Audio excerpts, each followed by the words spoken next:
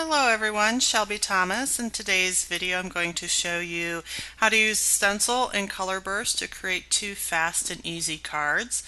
You're going to need a stencil, and today I'm using Garden Leafy Stems from Memory Box, your Color Burst, and if you're unfamiliar with Color Burst, they are a highly concentrated watercolor powder or pigment.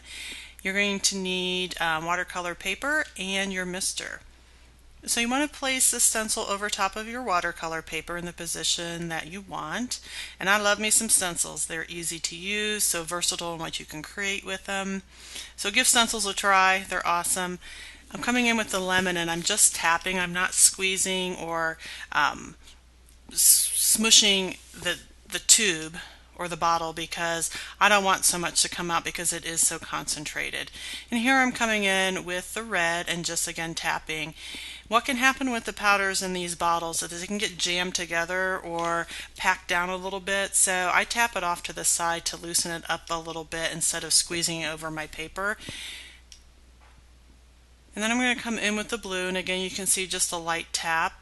It doesn't look like there's a lot of crystals on the stencil and paper until the moment that I add the water. And when I use my mister, I like to hold it about 6 to 8 inches above the paper. I don't want the powder flying everywhere. So here I am coming in with the water, and you can see how much of crystal was actually on that paper and how concentrated it is. So I'm going to remove the stencil from the watercolor paper, and here I've created what I call the positive aspect of the stencil, and the positive is the opening or the lack of plastic, and I'm going to set that aside to dry while I work on the negative part of the stencil. And the negative part is the plastic, and I just want to place another piece of watercolor paper right over top of the stencil, and I did add a little bit more water to make sure that everything was activated or the crystals would run well with water. And here I'm just moving the card up and down to get the water to flow, and I heat set this for time's sake for the video. Now the next step I'm going to do to fill in the positive aspect of the stencil and those leaves is I'm going to come back in and place that stencil right back over top of the area or the open areas. And I'm going to come in and color these with the distressed inks.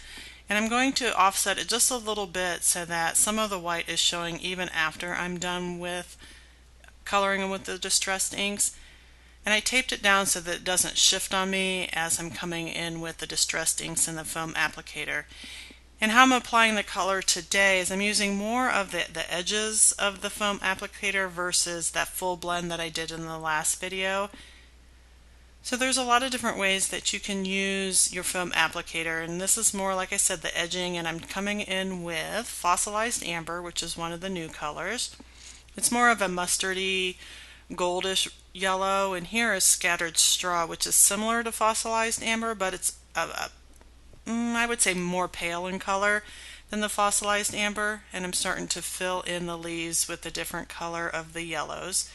And I happen to choose yellow because in this part of Colorado we tend to have a lot of aspens which are yellow in nature, so we don't get those beautiful reds that you can see in different parts of the country. So I'm just going to stick with what I know, but I did have to add a little bit of red in just to offset the yellow and make it more of an autumn theme and get into the feel of fall. So, but of course you can add any colors that you want, any combinations that suit your fancy.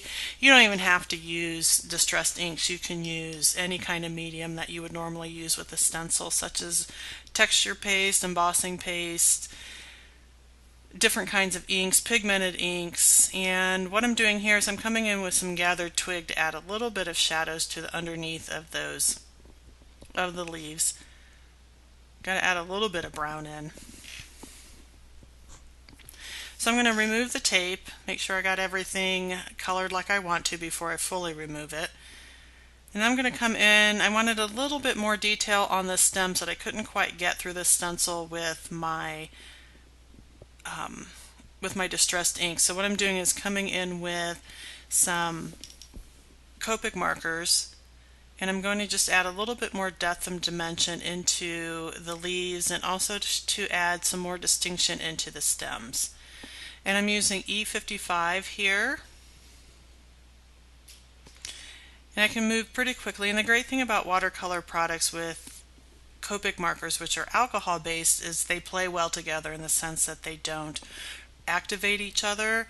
And I'm coming in with orange, which is YR65, to finish out those leaves. The next step that I'm going to do is to add some droplets of water onto my water brush and just tap them over the card to add more of a traditional watercolor look where you've got some water droplets that are occurring. And then I'm going to heat set that with my heat gun. And then you have a finished front panel. So to the right is the positive that you create with the stencil, to the left is the negative. And here are the two fast and easy cards that you can make. I stamped them with a memory box set. So give your stencils a try. They're awesome, they're wonderful, they're easy to use. And thanks for stopping by today, and hope you have a wonderful day. Thanks.